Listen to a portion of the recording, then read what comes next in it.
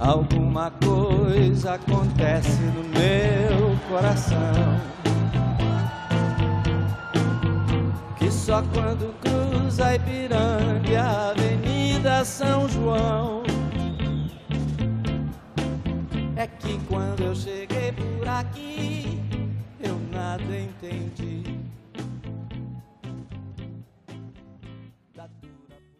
Atualmente, a Rua 25 de Março, localizada na cidade de São Paulo, é considerado o maior centro comercial da América Latina, pois consiste em um dos mais movimentados centros de compras varejistas e atacadistas da cidade. Durante o ano, circulam cerca de 400 mil pessoas por dia pela 25 de março, mas, no Natal, esse número passa para mais de 1 milhão de pessoas por dia. Isso equivale à população da cidade de São Luís, no Maranhão, tudo numa mesma rua. A movimentação financeira que ocorre ali alcança 120 milhões de reais por dia, podendo chegar a 300 milhões de reais diários em datas especiais, como o Dia dos Namorados e Natal. Se pensarmos em sua atual localização, encontra-se no centro histórico da cidade, próximo à Praça da Sé e perpendicular à ladeira Porto Geral.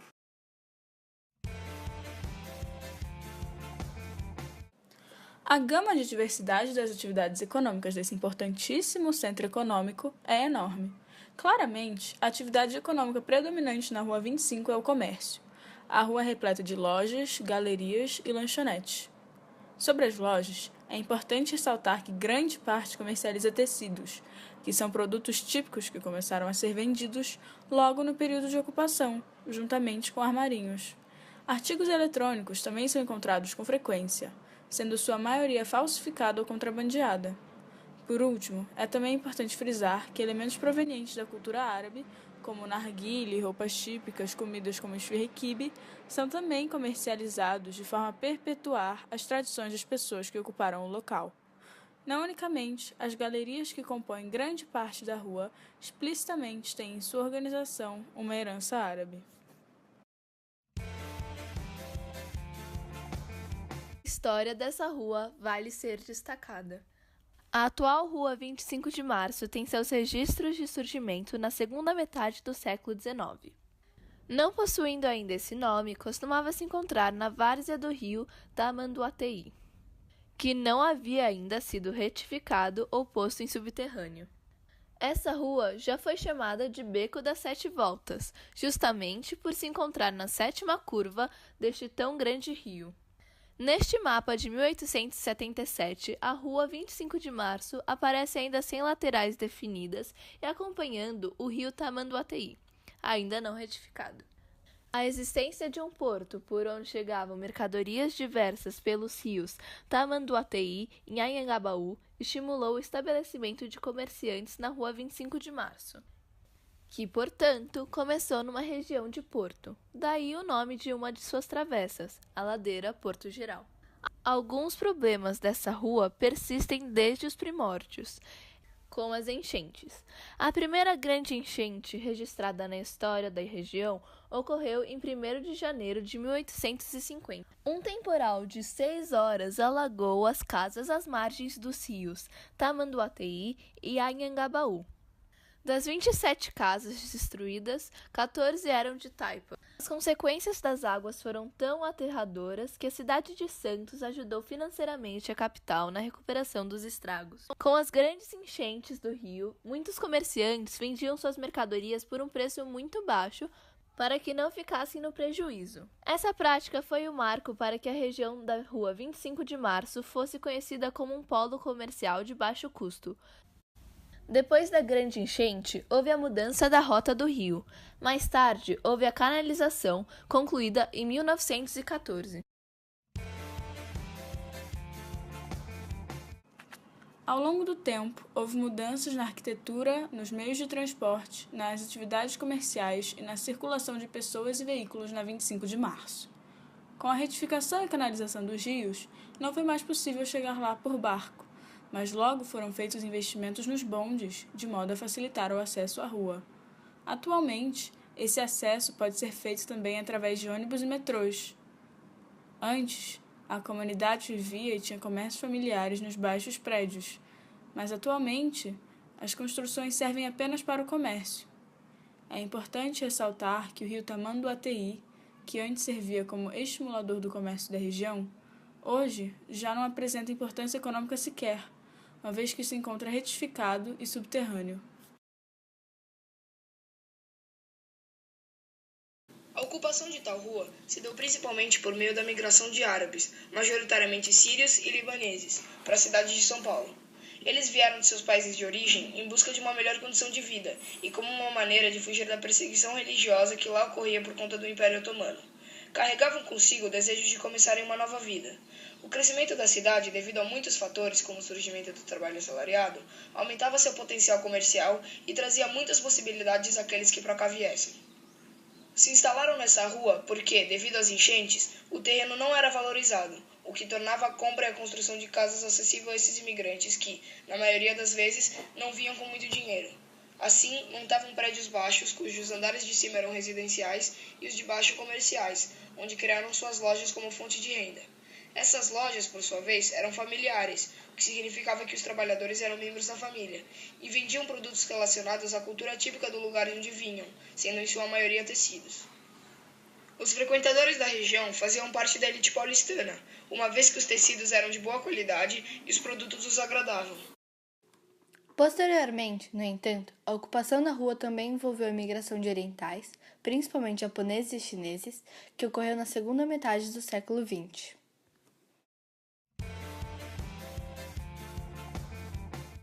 Os frequentadores da região se baseiam em comerciantes que compram produtos no atacado para revender a um preço mais alto, e compradores majoritariamente de classes mais baixas que frequentam o lugar para o consumo de mercadorias com preço inferior. Há dados que revelam que o público que frequenta a Rua 25 de Março é bastante dividido em relação ao gênero, com proporção de praticamente a metade para cada. 50,5% são mulheres e 49,5% são homens. A maioria das pessoas é de cidades do interior do estado de São Paulo, totalizando 72,2%. Os salários mensais predominantes são de R$ 1.867 a R$ 3.110, 27%, e de R$ 3.111 a R$ 6.220, 25,8%.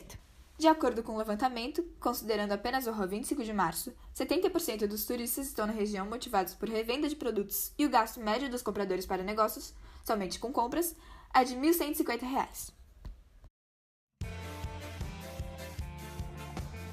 O conflito encontrado na região diz respeito ao enorme volume de mercadorias falsificadas e contrabandeadas, como roupas de grife ou artigos eletrônicos.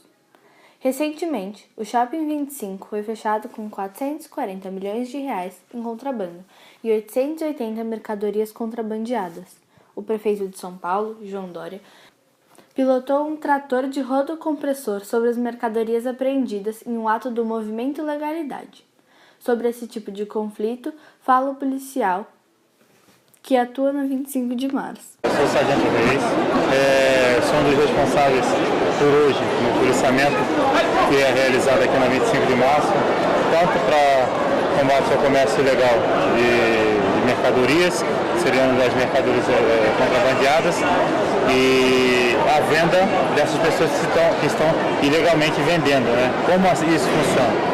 Existem camelôs, pessoas que vendem no comércio aqui na 25, que são autorizados a vender.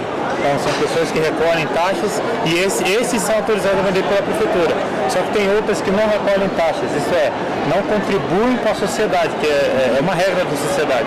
Temos essa espécie de vaquinha para poder as coisas fluírem no mundo inteiro, é dessa forma.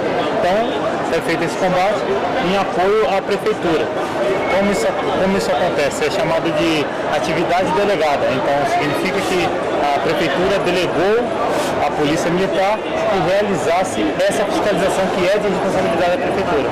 Em média, são apreendidas aí de 30 a 40 mil mercadorias por período de serviço. São 2 turnos de serviço e cada turno desse se apreende essa média de mercadorias. Então, diariamente chega a ser quase 100 mil mercadorias apreendidas ilegalmente. Não mercadorias ilegais, apreendidas de forma ilegal, mas sim que estão em venda de forma ilegal. Então são brinquedos falsificados, são relógios falsificados, tudo coisa que realmente não era para estar à venda. A rua não é desprovida de infraestrutura, uma vez que observa-se a presença de iluminação pública, o que significa que há postes de luz na calçada, mesmo que sua fiação seja externa, saneamento básico, impermeabilização do solo por meio do asfalto e diversos meios de transporte pelos quais lá se pode chegar. Essa região pode ser acessada através de 2 estações de metrô, sendo elas São Bento e Luz, e 6 pontos de ônibus.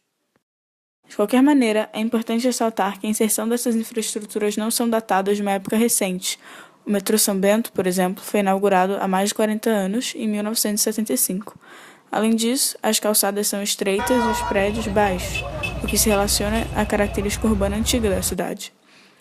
Novos investimentos na modernização do local não são feitos, processo pelo qual passou a Faria Lima, por exemplo, onde a fiação é subterrânea, calçadas são largas e há arranha-céus. Desde dezembro do ano passado, a PM, em parceria com a Prefeitura, realiza operações para coibir crimes como furto e roubo, além de combater o comércio irregular de mercadorias falsificadas na região. A infraestrutura da rua sempre foi um desafio. No entanto, a Prefeitura de São Paulo afirma que no início do ano contratou um estudo à Faculdade de Arquitetura e Urbanismo da USP para revitalizar o centro, que também prevê a implementação de estacionamentos públicos que atendam ao fluxo de carros da Rua 25 de Março. A Subprefeitura Sé é responsável pela limpeza da via, em parceria com a Autoridade Municipal de Limpeza Urbana. Assim, desenvolveram o projeto 25 Limpa, para intensificar a limpeza para o Natal, que é a época com maior fluxo de pessoas. O projeto inclui a instalação de 20 lixeiras para a coleta mecanizada da rua e vias do entorno, 160 papeleiras, 150 cestos aramados e panfletos de conscientização para a população. A região da 25 de Março será o próximo alvo do projeto da gestão Dória para a instalação e integração de câmeras públicas e privadas de monitoramento das ruas. Dória diz que a meta é ter 2.000 câmeras no programa até 30 de setembro. A ideia é monitorar situações de criminalidade e infrações diversas em equipamentos públicos, grandes avenidas, hospitais e escolas. As imagens poderão ser acessadas pelos agentes públicos de segurança por meio do site ou do programa.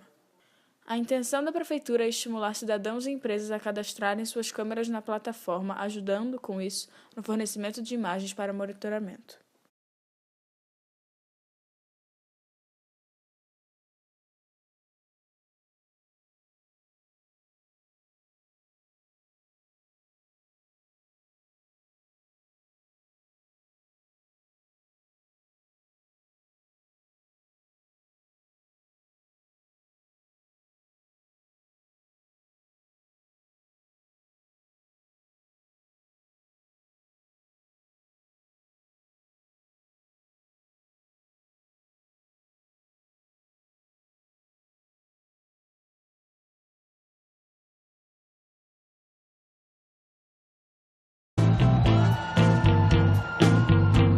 Só quando cruza Ipiranga, a Avenida São João,